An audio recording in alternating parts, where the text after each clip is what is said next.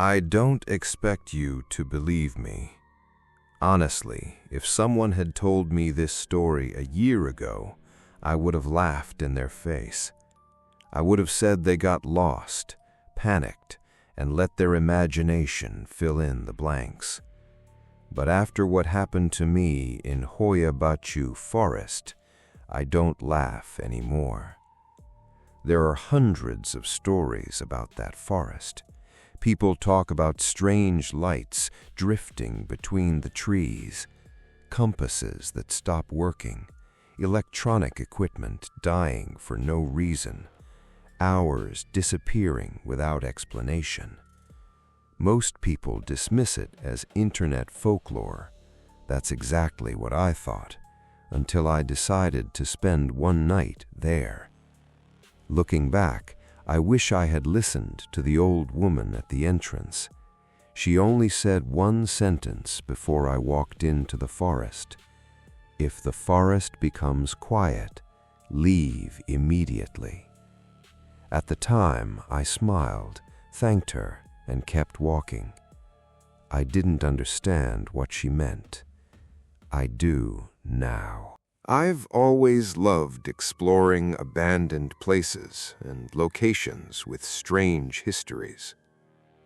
Over the years, I'd visited abandoned hospitals, old factories, forgotten mining towns, anywhere people claimed was haunted.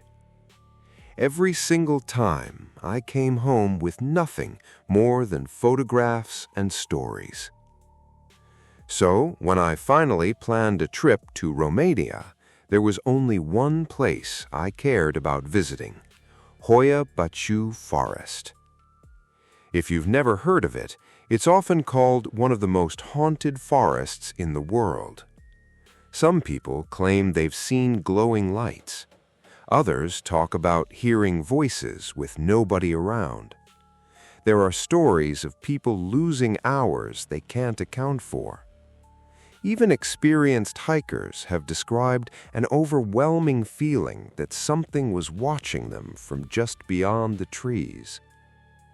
I spent weeks reading those stories, not because I believed them, because I wanted to prove they weren't true.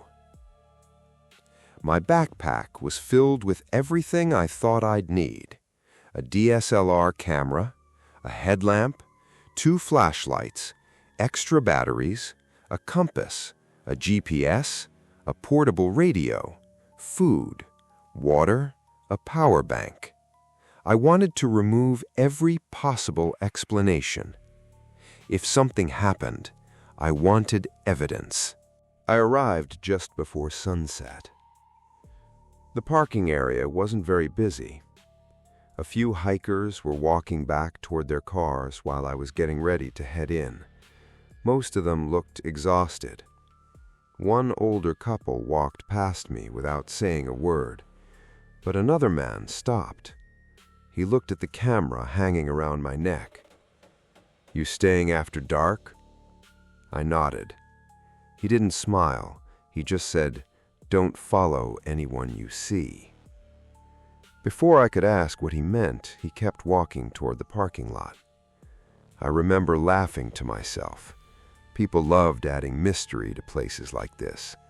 It was probably just another local trying to keep the legend alive. I switched on my GPS, started recording with my camera, and stepped onto the trail. At first, it was beautiful. Sunlight filtered through the tall trees in long golden beams. The air smelled of damp leaves and pine. Birds were singing everywhere. It felt peaceful, not haunted, not frightening, just quiet. About 20 minutes into the hike, I reached a small clearing I'd seen in dozens of photographs online. People call it the round clearing. Nothing grows properly there. The grass is shorter, the trees form an almost perfect circle around it. Scientists have offered explanations. The internet offers others. I stood in the middle of it for a few minutes, filming. Nothing happened. I even joked to the camera, So much for the world's most haunted forest. That joke didn't age well, because the moment I stepped back into the trees, everything changed. The birds stopped, not gradually, instantly.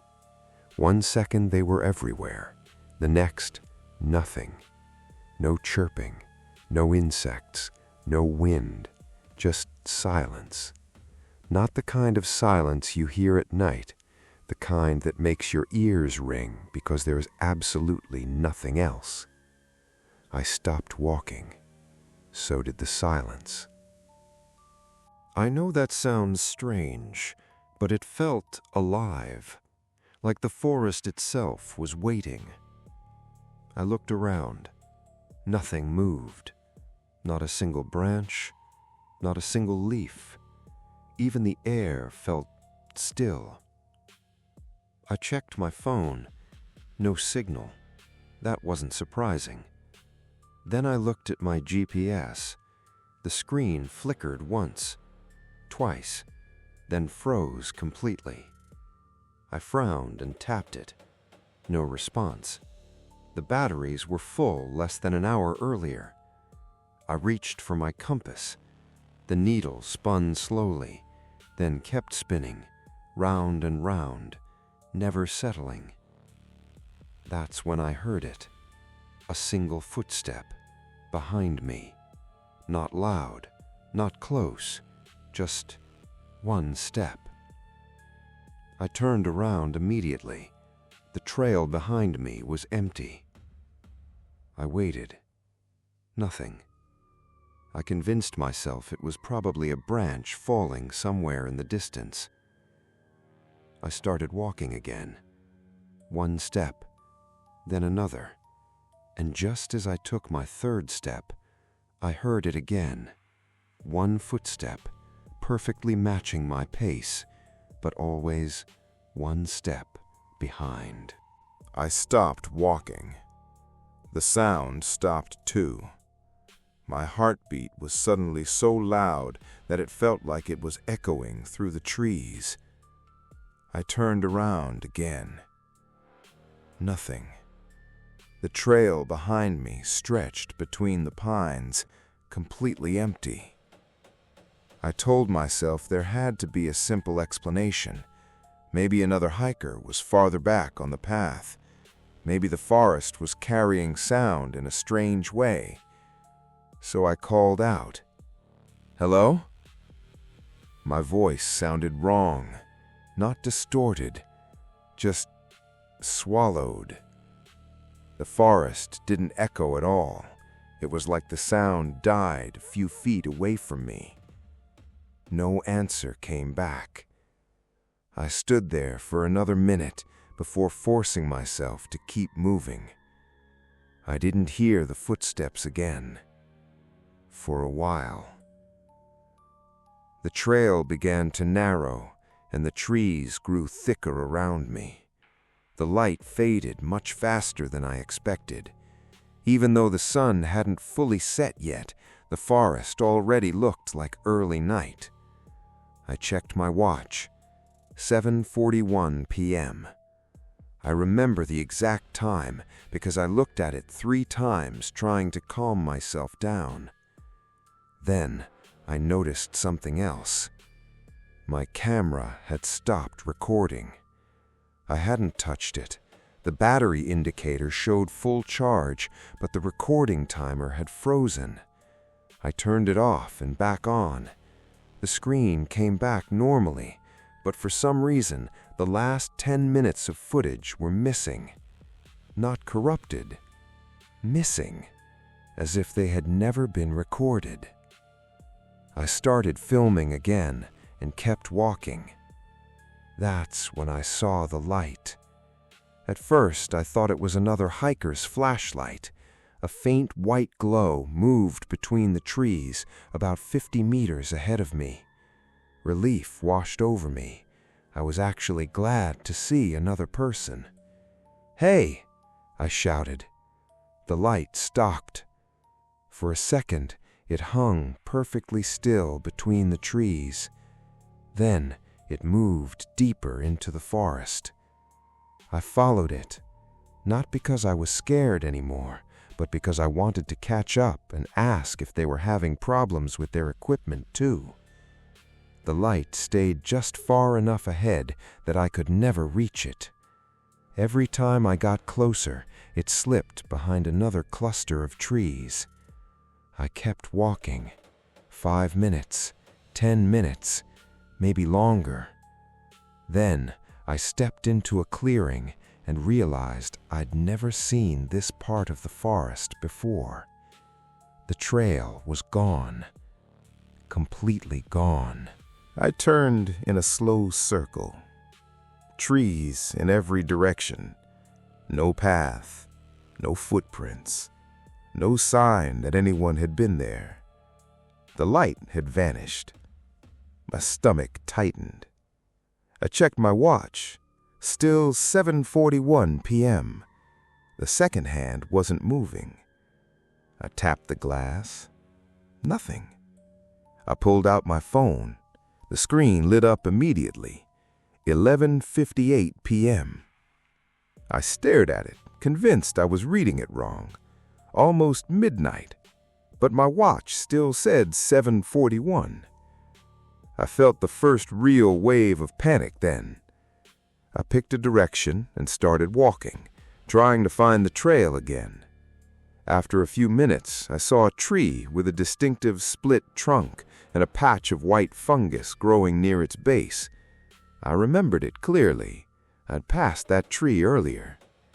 I changed direction and walked faster. 10 minutes later, I found the same tree again. This time, I stopped and marked it with a strip of orange tape from my backpack. Then I walked in a completely different direction. 15 minutes later, my flashlight beam landed on the orange tape. The same tree. I was back where I started. My hands were shaking now. I don't know how long I stood there before I heard the whisper. It was so quiet, I almost thought it was the wind. Don't follow it. The voice came from somewhere behind me.